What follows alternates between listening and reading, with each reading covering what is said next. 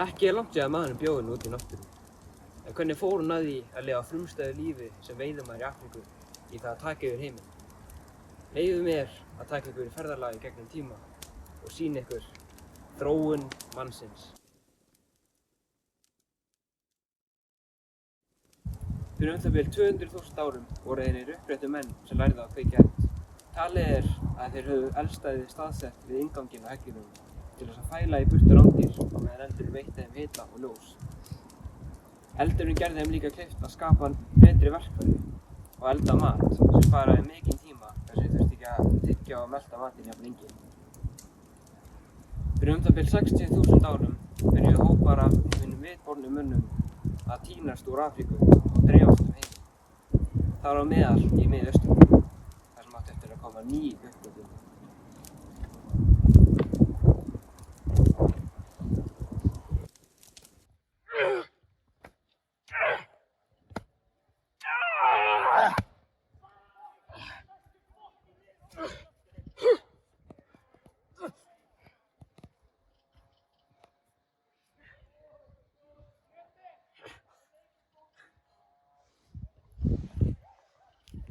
Landbúnaðarsamfélög þróuðust fyrir bil 12.000 árum.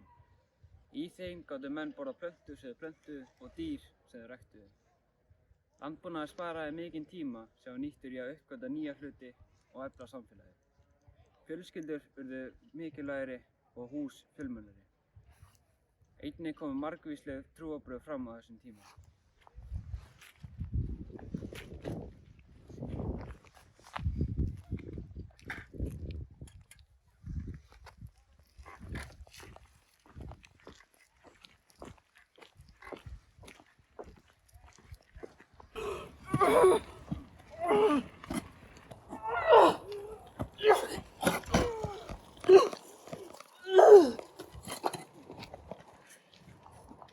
Hjólið var fundið upp fyrir bil 7.000 árum af Súmerum.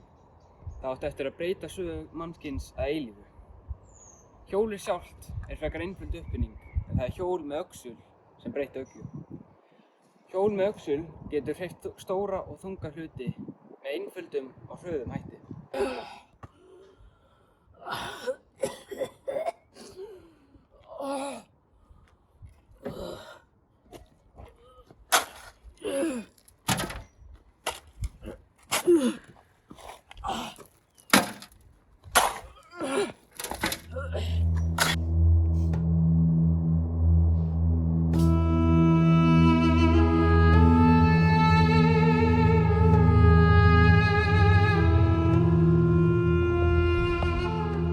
Egyptaland hið forna var landsvæði við Nílána fyrir rúm 5.000 árum. Einkenni forna Egyptalands voru píramídarnir þeirra, sem starfaði sem eins konar grafhýsi fyrir faraóna, þar sem þeim var vafið í línklæði og settir í kistu. Píramídarnir voru gerðir að mestu leyti úr hvítum kalksteinum, en vegna veðrunar hefur hvíti liturinn alveg farið.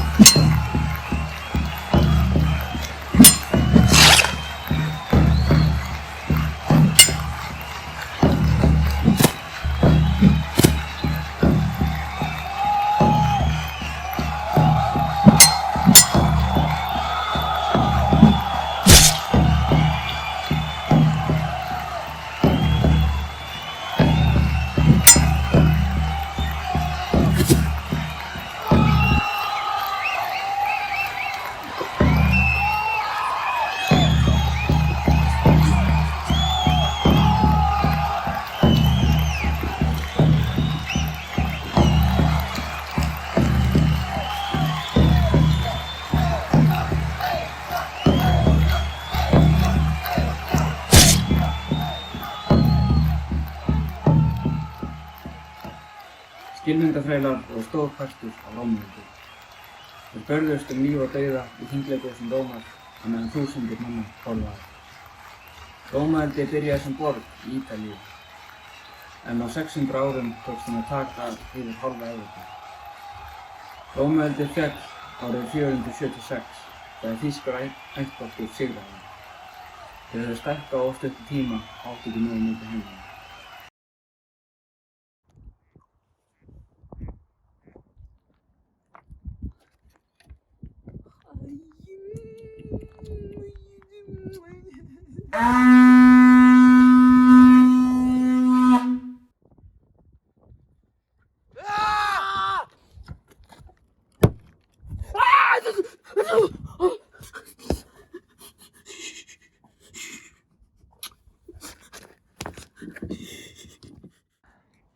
Víkingarnir voru skandinavískir sjómenn sem rændu verðmætum og fólki frá 9. og 11. öld.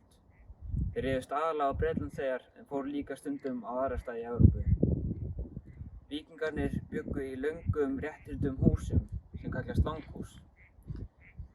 Flest þessi hús voru gerðir úr timbri en þar sem viður var erfiðara að finna var torf og grjót líka notað sem byggingarefni.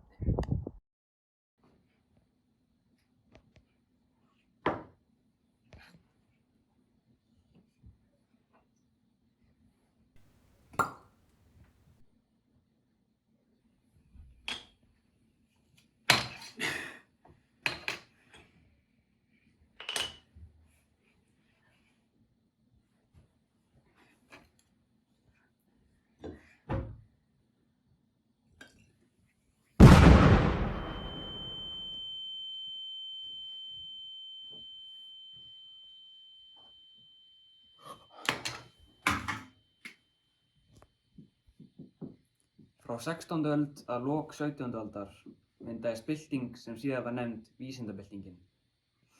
Þá tóku heimspekingar hugmyndir frá Forngrikkjum og byggðu ofan á þær eða mynduðu sínar eigin hugmyndir heiminn. Úr vísindabyltingunni komu ýmsar kenningar heiminn eins og til dæmis sólmiðjukenningin eða tregðulögmálið.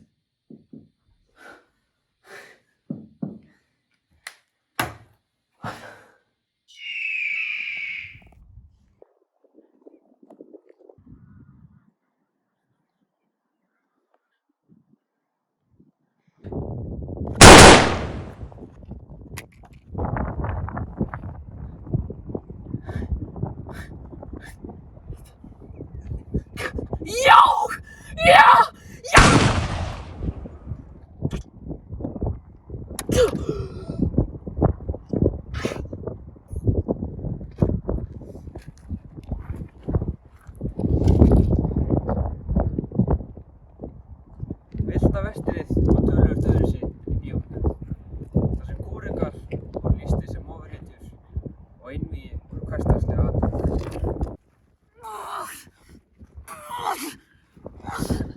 Í raun var þetta í suðvesturhluta Bandaríkjanna á 19. öld, þar sem menn störfuðu aðallega við líkamlega verk, eins og námuverkamenn, bændur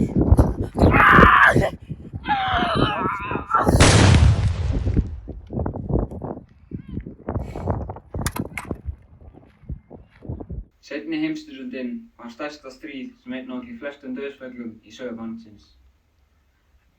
Það tók yfir 30 lönd þátt í þessu stríði en þau skiptust aðallega í tvö bandalög, bandamenn og öxulveldin. Bandamenn innifólu aðallega Bandaríkin, Bretland, Frakkland, Kína og Sovétríkin og meðan öxulveldin innifólu Japan, Þýskaland og Ítalíu.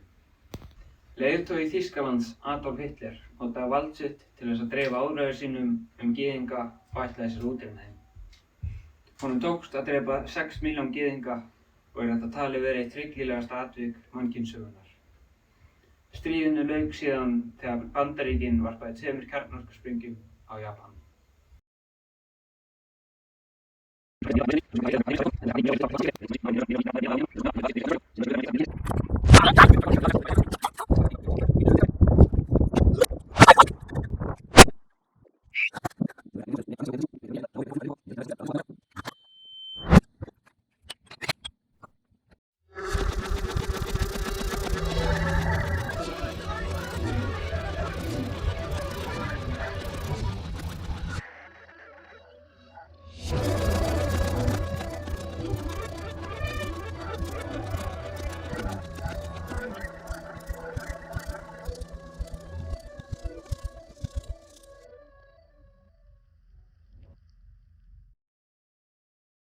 Og þá hef ég farið með ykkur í gegnum sögu mannsins.